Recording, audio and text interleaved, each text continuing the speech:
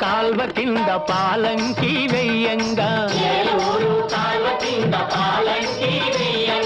KCK నాలు కింద కేసరాలు చల్లంగా నెలకు 3 వానలు నిలబెట్టి కురవంగా